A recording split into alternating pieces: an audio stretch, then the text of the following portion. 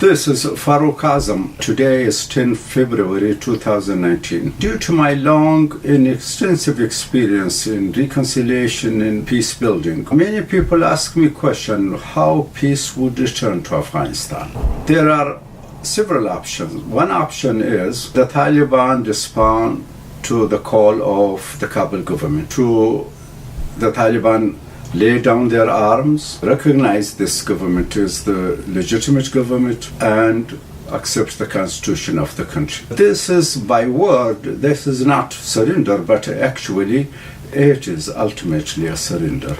So the Kabul government insists for years and years that the Taliban must surrender. If that happens, the things will be solved and the question will be solved and there will be peace. But it is not practical. The Taliban is not likely to surrender. They've surrendered in 2001. They were killed in prison. They were tied hands. They were killed in containers and they were killed and buried alive. Today they have over 50% of the country in their hand.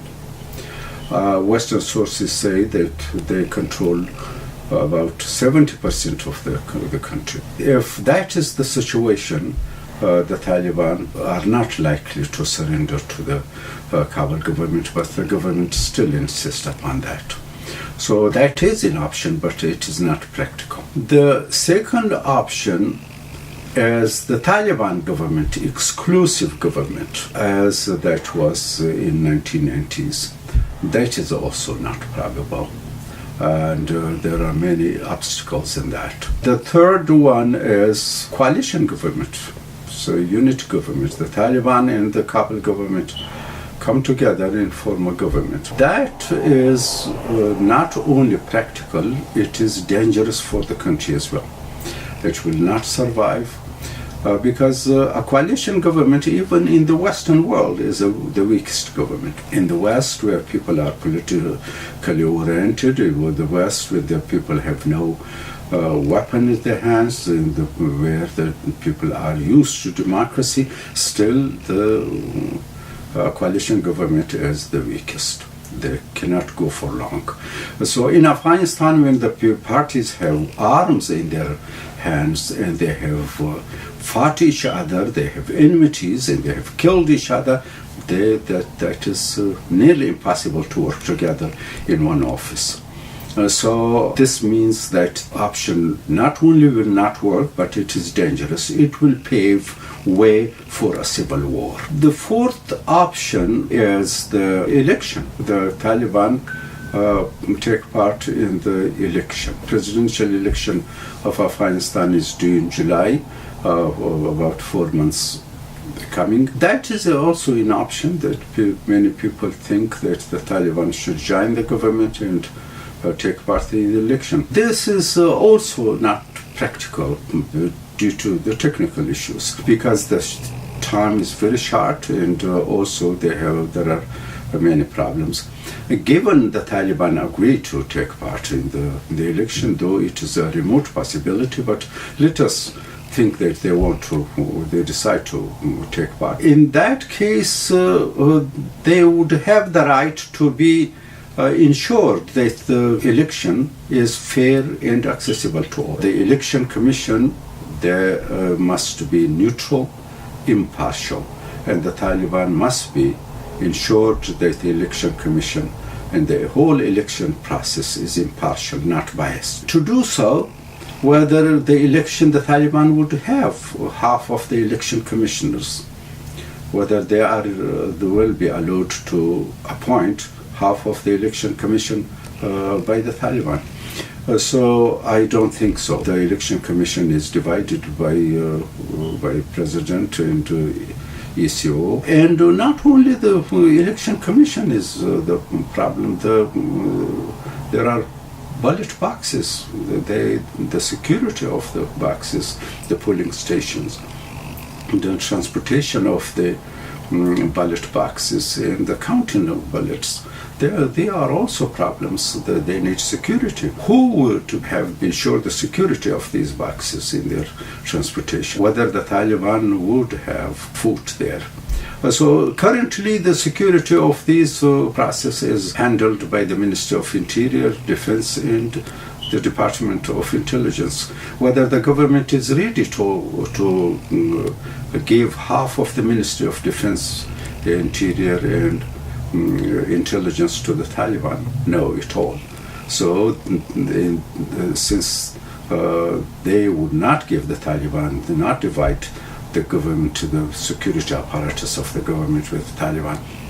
So this election cannot take place because that its neutrality is not secured, not ensured. So this option also doesn't work properly. The only good option is the neutral interim Afghan government. The neutral Afghan government is probably not good for everyone, but for the time being, as I explained, other four options, this is the best for the time being due to the circumstances. Though the Kabul government and also some extremists in Taliban do not like that, but this is the option. The interim government, how to form that is a mechanism that we have developed that. If some people have interest with that, I can provide. The interim government should be for 3 to 5 years. It is not, please note, it is not a caretaking government that in the Western world or in the peaceful countries, when the election is forthcoming, the government is changing and the caretaking government for 3 months is there just to conduct elections. In Afghanistan, the situation is different. That is a 40 years war, and that cannot be election cannot take place so easy, and there must be work for that. If we want to have a fair and accessible to all election, we have to work for that, and that needs some years. So probably 4 years, 5 years are better. So it depends on the agreement. What government would do? The first job of the government is to collect weapons. Afghanistan is full of weapons. These weapons must be collected. There are many people irresponsible outside the government control. The people have weapons. They all must be collected, and the government must be the only source of violence to implement law and order. No power must challenge the government authority. So for that, the irresponsible weapon people who are carrying weapons, they should be give up their weapon. That is the job that should be done by the interim government. The second thing is that the neighbors in big powers of the world also must help this government by giving assurance and recognize the sovereignty of Afghanistan and the national and territorial integrity of the country as well. So the sovereignty and the territorial integrity of Afghanistan must be guaranteed. Afghanistan had the experience of interferences from neighbors, from big powers. So this government must be safe, and no one must violate these two principles. And the other point which is quite important, that is the return of Afghan refugees. The Afghan refugees have, as the phenomena that the foreign interference made the people refugee and forced them to go to Iran and Pakistan. Now the millions of these refugees are living in those two countries. These two countries claim that there are burdens upon the shoulders of these countries. Their economy and social fabrics are under pressure because of these refugees. The Kabul government repeatedly complained that these refugees are used against the state of Afghanistan, against the stability of Afghanistan. So in both cases, the return of the refugees as a must. This must be the job of the interim government. And if a sizable part of the people are outside of the country who have fought the Soviet Union or the other forces in the last 17, most of Taliban are also living outside. So if they are outside the country, they do not take part in the election, they are not convinced that the future government is their own, again, the problem will be not solved, and probably the neighbors will take advantage of the situation, or some elements would not allow the government to function properly. So the return of the refugees, the Afghan refugees from these two countries, is a must. The other point is also important for the interim government, that an international fund for the reconstruction of Afghanistan must be established. Afghanistan has been distracted for the last 40 years by foreigners and by different forces.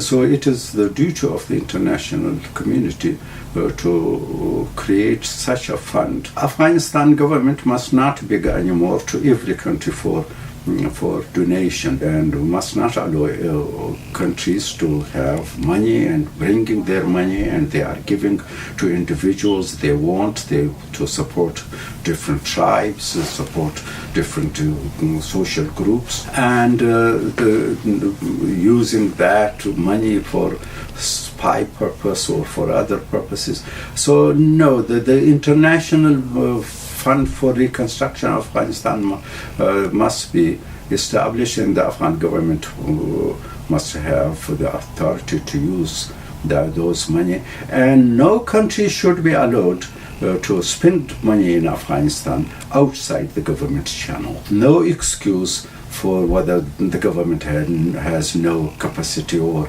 there's no excuse, because such way has been experienced in the past, which didn't work properly, created rifts, hatred, and so on. So the big job is for the interim government to ask the international community to establish such a fund in order to have a coherent government and a good a government that can serve the nation and go forward. After these steps are taken, I mean the weapon is collected, the no interference, Afghan refugees are returned, and the international assistance are channeled through the government, peace will certainly return to Afghanistan, and this is the time that there should be a fair and accessible to all election. Election must be conducted, and this election, the president, the ministers, the Supreme Court judges, and the Attorney General of the internal government cannot candidate themselves for the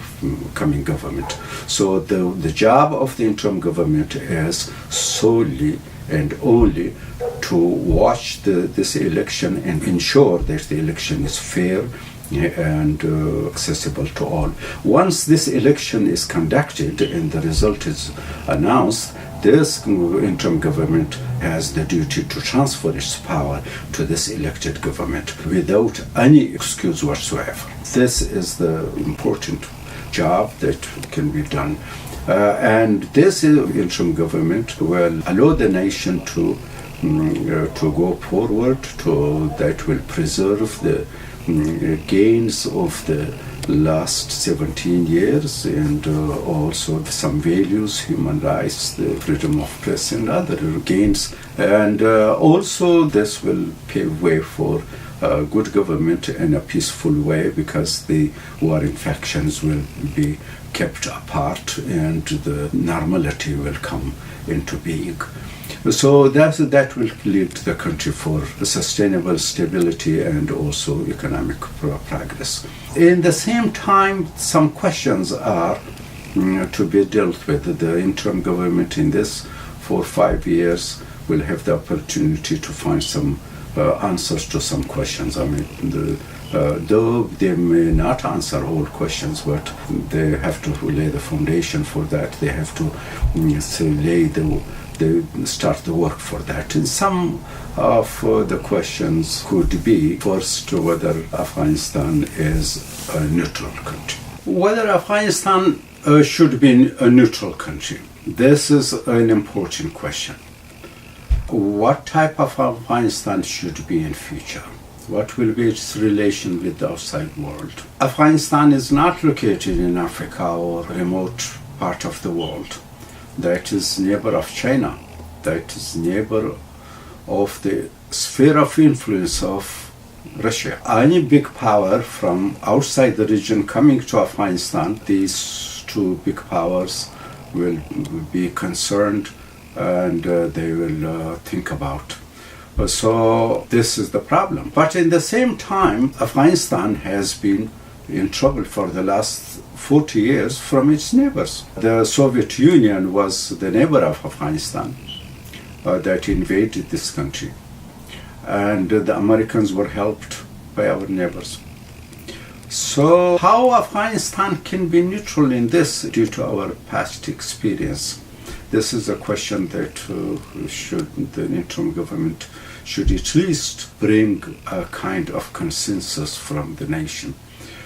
The other point is Afghanistan is a crossroad that connects the east to west, to the north to south, Central Asia to South Asia, East Asia to West Asia. This is an important crossroad that unfortunately in the past this crossroad has been blocked by big powers interfering. They blocked to use that either for their benefit or not allow others to use it. The Afghans also had shortcomings. They all were not capable to use this crossroad in their benefit, the benefit of the world. So they were not able to activate that. So how Afghanistan can be a hub of connectivity rather to be a point of trouble? So this is a big question that the answer should be sought for. The other point which is important that is Afghanistan has been subject of interference. Afghanistan is a landlocked country, has limitations, cannot take its goods and cannot go to the other countries in the world free without the cooperation of its neighbors. They cannot take their commercial goods to other parts of the world without the neighbors' cooperation. So that is a serious limitation. But Afghanistan, this landlockedness gave Afghanistan a privilege too. No country in the world can attack Afghanistan. Afghanistan is a secure country unless the attacker, the invader, either be our neighbor or our neighbor cooperate with other power to invade Afghanistan. This happened. The Soviet Union was our neighbor. The Americans were helped by our neighbors. How this interference can stop? And this is very important. Other point which is also important, whether Afghanistan is a safe country for our neighbors, the international community. The United States, after September 11, invaded Afghanistan, claiming that they were attacked from Afghanistan.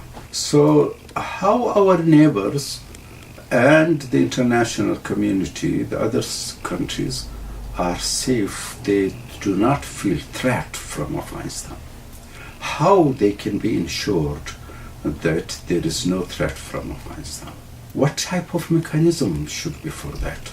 And this is very important in the sense that the international community must not leave Afghanistan in isolation. The war must be stopped, but the international community must be in Afghanistan helping economic-wise. The interim government job is that what type of presence the international community would have in Afghanistan in order to be sure that Afghanistan is not isolated, Afghanistan is not again the home of extremists, and that is not source of threat to the international community. So this is quite important. In the last 18 years, the United States in international community poured in a lot of money. What mechanism should be created? What should be done? Not only these money not fly from the country, not leave the country, not be out of the country, how they should be used for the reconstruction of Afghanistan. This huge amount of money needs to be used in reconstruction of Afghanistan. Well, how? So the interim government has to work for that. The other point is what type of economic system Afghanistan must have. This is also important. In the past, before 40 years, we have a mixed type economic system. There was a private sector, and the government had also economic activities, but they were allowing for the private sector to flourish, to develop, but not work against the well-being of the people. So that both were working, private initiative as well as the government. When the communists took power in 1978, they introduced a socialist planning economy system which was used in Eastern Europe of that time. After the collapse of the communist regime in Afghanistan in 1992, Afghanistan after that didn't have a specific economic system. But since 2001, Afghanistan is following a free market economy. That is working in practice in Afghanistan for the last 18 years. And many people, including the president, the ministers, they have critics of this system. So what type of economic system is useful for Afghanistan? In the last 40 years, we have war economy. How this economy should be changed to a regular, a normal economy to make progress in the country, become a modern economy. That is also important. The other point is the narcotics control. In the past, before 40 years, we have very little narcotics production. Now that is huge, and 92% of the world production is in Afghanistan. How this can be curbed?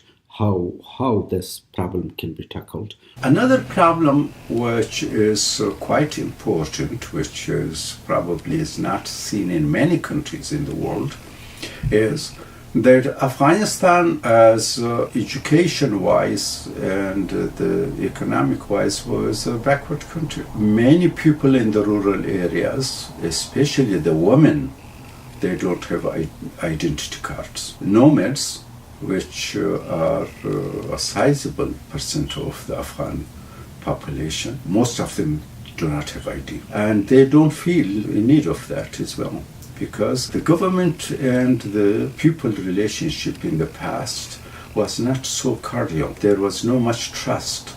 And this is why people in the rural areas refrained to get ID. They didn't have touch with the government.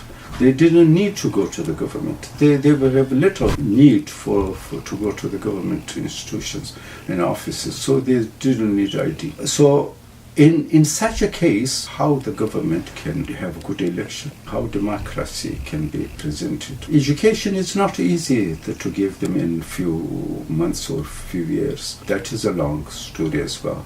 The question is, given this condition, how the nation should be represented, how a government should be a representative government.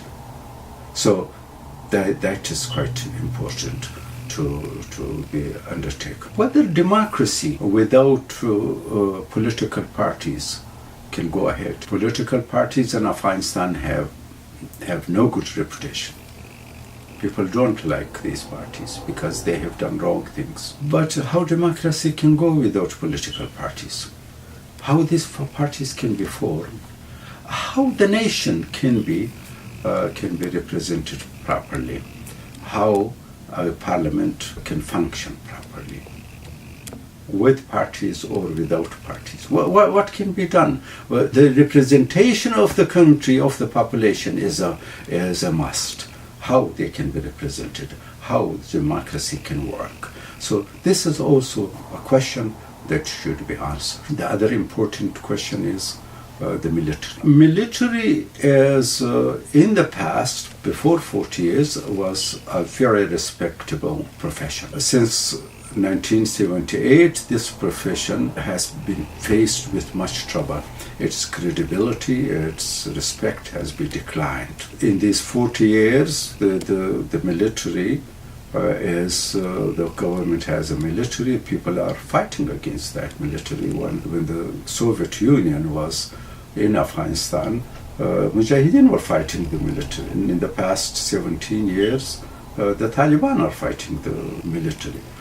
So the military, at least the whole country doesn't respect the military. The whole population do not respect the military. What can be done that military get back its respect? How a respectable military can be made? Also, another question is, Afghanistan today has about 500,000 soldiers, combatants, fighters.